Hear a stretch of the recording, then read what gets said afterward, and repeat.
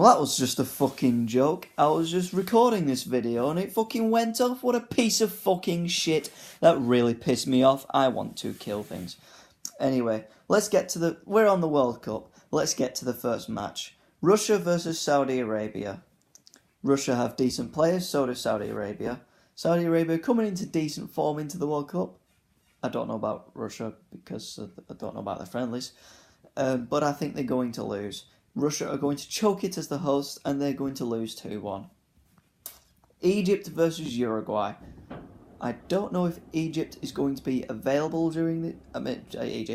Mohamed Salah is going to be available. And if he is available, it will be a 1-1 draw. If he is not available, it will be 2-0 to Uruguay. Morocco versus Iran. Morocco are a decent side. They have a good defender. Then again, I don't know about Iran. I don't know how good they are. The only Iranian player that I actually know about is Ashkan Djaga. But I don't really think he's that good. But I don't know how good he is for Iran. However, Morocco do have Mehdi Benatia, who is a good defender. It's going to be hard for Iran to break them down.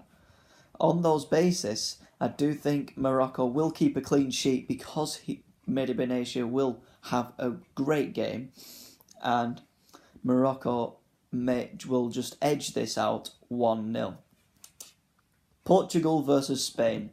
So Portugal and Spain. Portugal, the winners of the European Championships, and Spain looking to come back and not do what they did in the last World Cup and go out in the group stage. It'll be a tough game for them, and I think it's going to be a very entertaining game. Ronaldo's going to show up, and so are the Spanish players.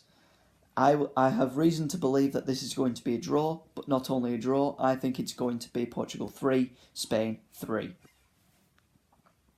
Group C, France versus Australia. This is going to be... We can't completely write off Australia because obviously they have a couple of decent players. They have Aaron Moy, who has had a good Premier League season. They have their goalkeeper Matty Ryan, who has also had a very good Premier League season, both helping their respective teams to stay up. So those are going to be the main men. They do have a 38-year-old Tim Cahill, but I don't know if he's still got it, though he can show up on big games. He tends to. Even when his goals aren't enough, he still shows up in big games. He's still a good player. However, I think France are just way too strong for Australia, and I do think Australia might get a goal, but I think France are just going to be far too much, and France will win 4-1. For some reason, it's put a Group D match before the second Group C match, so I'll do the Group D match. Argentina versus Iceland. Many people lean all the way towards Argentina straight away. However, you can't write off Iceland. Just look what they did in the Euros. They got past Portugal in their group. They had a group, also had Hungary and someone else in their group. I forgot the other team. But they had a tough group in the Euros, especially with Portugal. They got out of it, and then they came against England and won 2-1. So they have a potential to cause a big upset in this game. They have great potential, and I think they are going to really fight for this game. However, I think they will only just come up short very late in the game, where Argentina will win 2-1. Now into the final Group C game, Peru versus Denmark. Decent teams. Peru have a decent team. Right, they have their top goal scorer available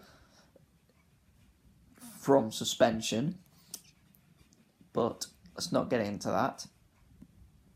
But Denmark, they have a couple of decent defenders, and they have a world-class player in Christian Eriksen. This World Cup is Christian Eriksen's chance to possibly get a big money move to a team like Barcelona or Real Madrid, possibly any other of the top 5 teams. Top 5 league teams, and the top teams are there. To possibly win trophies, as that's what he wants to do. He might want to stay at Spurs and win trophies there. So that means it.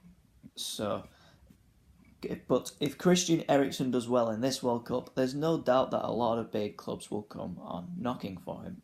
And I think he will show up. And I think in this game, he will be way too much for Peru. Even though Peru will have to fight, they will fight to win, but they will ultimately come up short and lose 3-0. Croatia versus Nigeria. Croatia have one of the greatest midfields in the world. They have Rakitic, they have Modric, they have the up-and-coming beast Kovacic in midfield, if he is to play. They have a very good midfield. They have a decent attacker in Mandzukic. They have a very good winger in Perisic.